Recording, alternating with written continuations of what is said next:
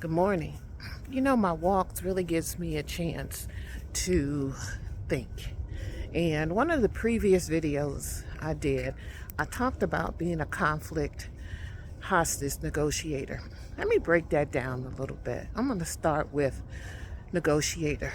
Oftentimes, as leaders, we have to negotiate with our team members, individually, collectively, customers, managing up to those that we report to, and ensuring that we understand what the mission, what the job, what the task is. So when I think about negotiation, conflict and conflict resolution is all about negotiation. And when I think about a hostage situation, oftentimes leaders are felt hostage, that they can't address the issues that are going on within their team effectively. And the word is effectively. So as a leader, how you addressing the issues that are going on with your team, even if it's just a task related team, a group that has gotten together specifically for a mission, a project. And oftentimes those individuals get into a team dynamics or a group dynamics, and they're going through all these different stages, and they oftentimes need a facilitator, someone there to help them guide them through. Conflict is inevitable. It happens every single day of our lives. It happens when we are at home.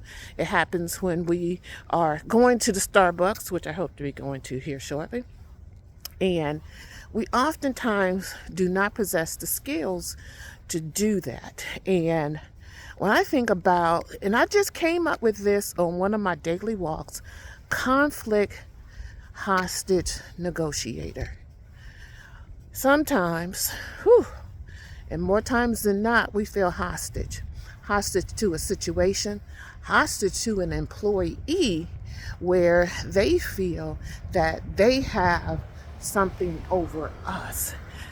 Let's say their family member works for the organization. Let's say that that person is in a high position. Let's say that they have the historical knowledge, and if they leave, what are you left to do? What type of, I'm trying to think of the word, what are we trying to project when these things occur?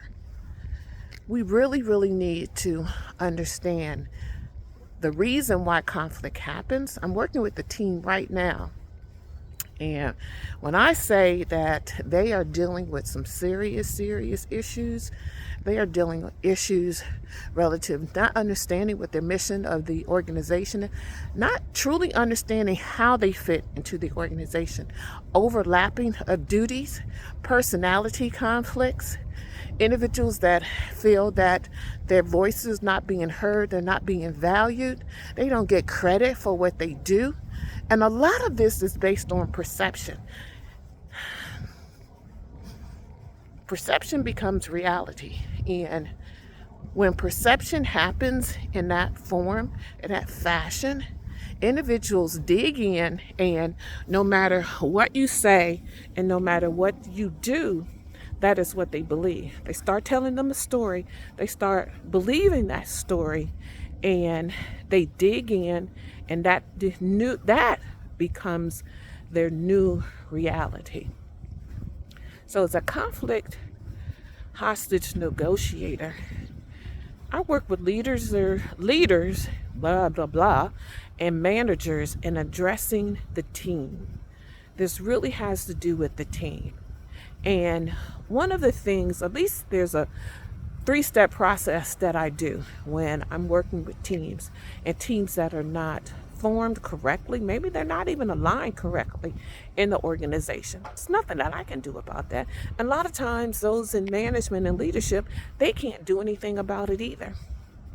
So one of the first things I do is I send out an email and I identify who I am, and I give individuals an opportunity to participate in what I call a discovery call, a discussion call. Now that part is mandatory, but what happens when you have individuals that's on the team that do not want to participate? I have a group that I'm working with. It's probably about 15 people.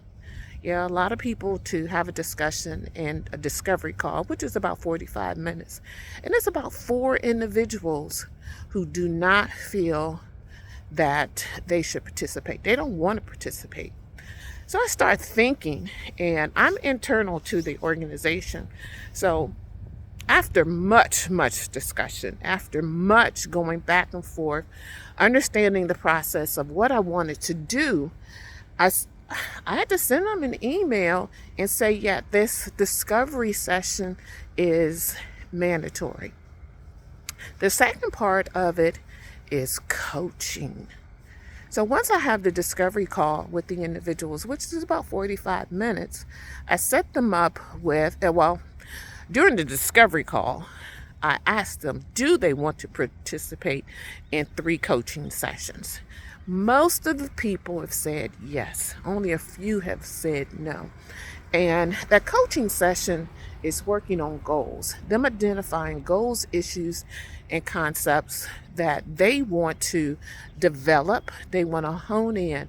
But coaching is not about psychotherapy, it's not mentoring, it's not consulting. It's really the individual coming up with the idea. I partner with the individual. We're partners in this. And there's a lot that comes out that when they hear themselves speak some of the words, when they talk about and really deep dive, pull back the layers of the onion to discover where they want to go and maybe why they haven't been successful in certain areas. One individual mentioned that she wanted to be able to speak more effectively, that people to understand what she was saying. And the more and more she talked, because she talked very fast. So sometimes when you talk very fast, your brain is going faster than your mouth. So what happens, sometimes your words don't come out clearly. They come out garbled, where the individual is maybe only speaking half of the words, or maybe a third, or maybe 3/4 of the words that they actually want to say to get their point across. So when she would get frustrated, she would shrug her shoulders and say, okay, and then say, just forget it, because she realized that what she was saying was not getting across to the other person. All of this came out in one coaching session. And she said, you know what? I realized that when I think about what I want to say, it slows me down. And she said, you know what, Tanja? I can already feel my anxiety going down. I can already feel my shoulders relaxing. All of this came out of one 45-minute session. Coaching is a powerful tool if you're given the opportunity to be coached by someone. And preferably someone that is trained and has the skill set to be able to coach. So that was phase 2 or part 2 of the conflict hostage negotiation team development.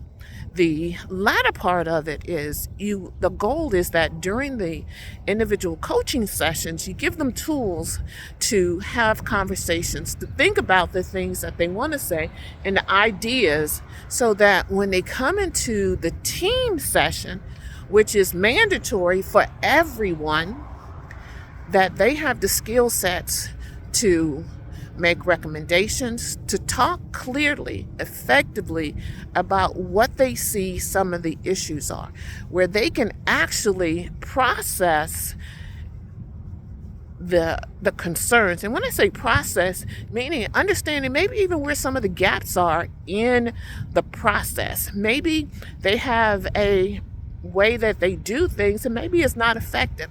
And maybe they haven't been able to identify or articulate effectively why and how it's not effective. Why there's an overlap in jobs and responsibilities when one person can actually do it from cradle to grave. That is truly what the team session is about. A lot of times we want to just talk about, oh, let's talk about trust, why there isn't trust, why there isn't respect, why there isn't collaboration within the team. I see those as symptoms. You know, you go to a doctor for a diagnosis, but the doctor cannot diagnose until they hear everything. You may say, oh, my stomach is hurting. Oh, I think I have whatever disease. I don't want to put any diseases out there. As a 2-time breast cancer survivor, I don't want to put that on myself or anyone else by speaking it. But you've gone to the doctor, you don't feel well. So you look for the doctor to ask these questions, to take these diagnostics, to come up with what they see as a possible remedy, a possible diagnosis. But to get to that, you have to go through something. And that is, you have to go through having these conversations. And let me tell you what, these type of conversations are very uncomfortable, especially when you're talking about how people feel, how they think, how they don't feel like they're being valued in the organization. Change doesn't happen until we are uncomfortable. We have to be uncomfortable to identify what it is that is truly, truly bothering us. And until we feel uncomfortable, if you're sitting in a training that's talking about diversity, and this is Black History Month, so hearing things that make you uncomfortable, that's the only way that you're going to change. We have to be able to change. So as a conflict hostage negotiator, I provide managers and supervisors that opportunity for someone who doesn't have anything to do with the issues. A lot of times I don't even know who the people are, to come in and listen with a third ear, I got 2, but sometimes I got to listen differently to be able to craft a plan. This is Dr. Tanja Thompson signing out. Contact the conflict hostage negotiator.